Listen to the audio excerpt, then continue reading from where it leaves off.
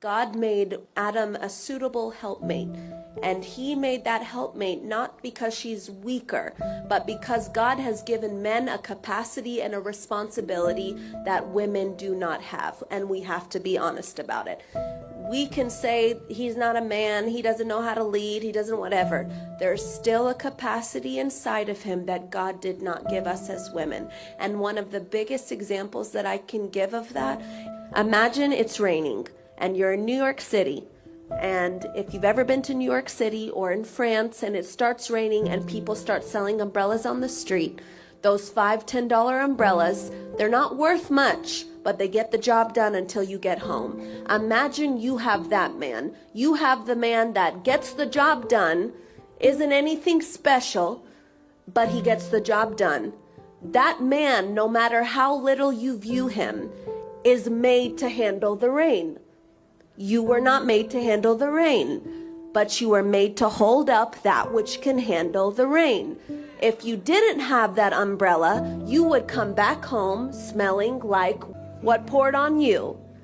When a man comes back in as that umbrella, he gets dried quickly, water repellent, it falls off of him, and no matter how equipped you thought he still was built for the rain.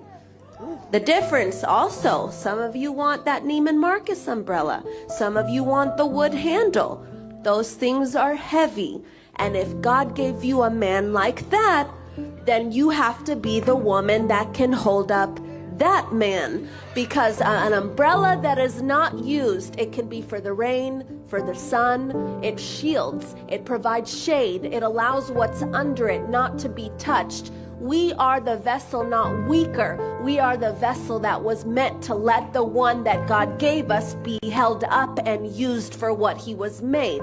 So now, as a wife, I want to say, I don't want to get wet. I don't want to sunburn. My skin's not built for that. So instead, I'm going to let the man be who he was meant to be. And if God gave me, which he did, my man's about as heavy as this table. That means God made me capable of holding him up. If my man is not doing what he was made to do, it's because I, as his wife, am not holding him up.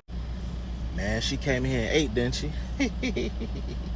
And what I really enjoy is that right out the gate, she set some qualifiers out there. Right out the gate, she said for every man who's been verbally abused, who's been treated disrespectfully, we're going to knock that out the bud. We're going to get that out the bud right out the gate. And she addressed how most women look at their men or look at a man, period. She said, y'all not going to do that. And the way she did that was she said, no matter how you look at a man, he's still anointed. He's still always been called. He's still always, for the most part, he's been that guy who's always been acknowledged. Some people probably have even put it out there that you never qualified for that man. What did she do to ever deserve you, even though that man looked at your behind?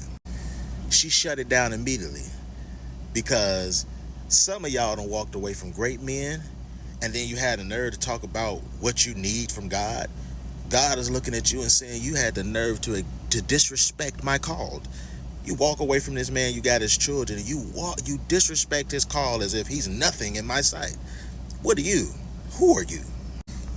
Then she came behind and she used that word suitable. It's a word I always use because it's easy for us to throw out helpmeet, but what does that really mean?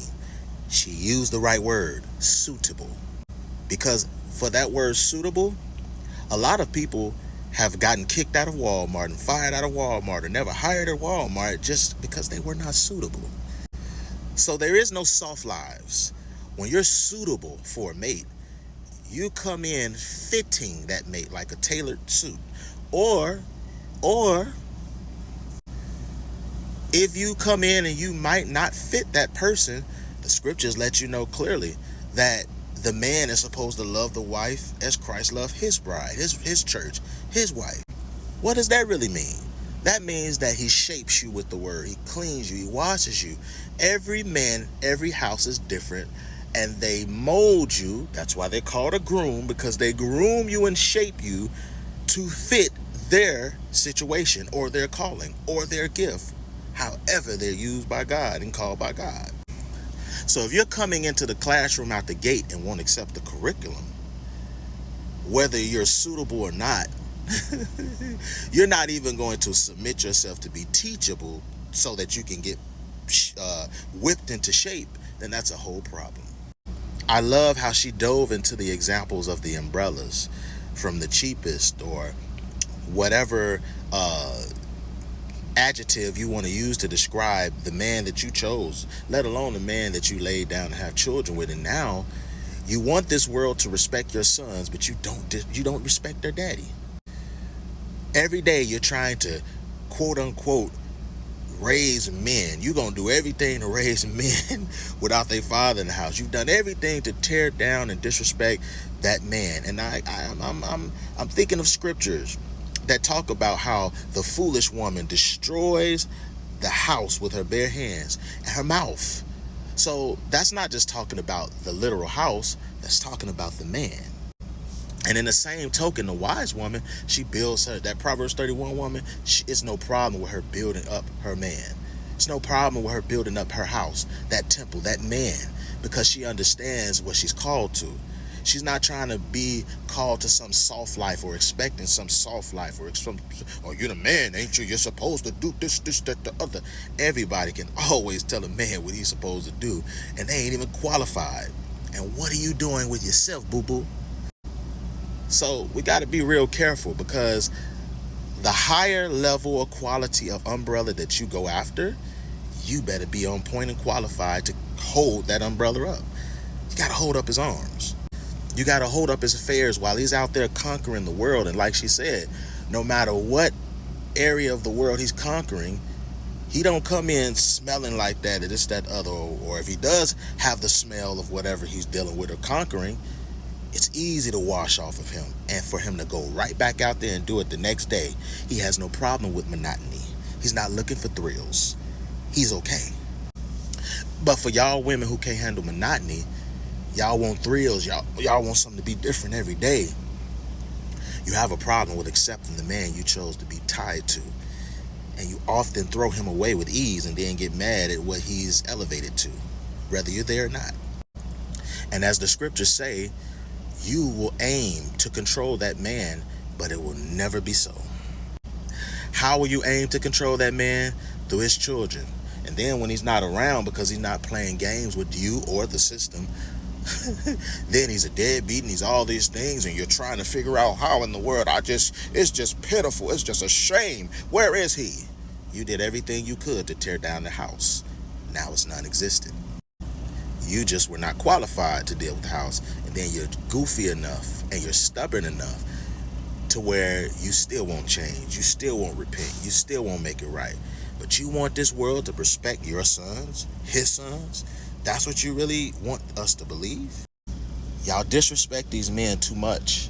Y'all throw them away because they can't give you some extravagant material or trips or whatever, when it's supposed to be a team. It's supposed to be a unit.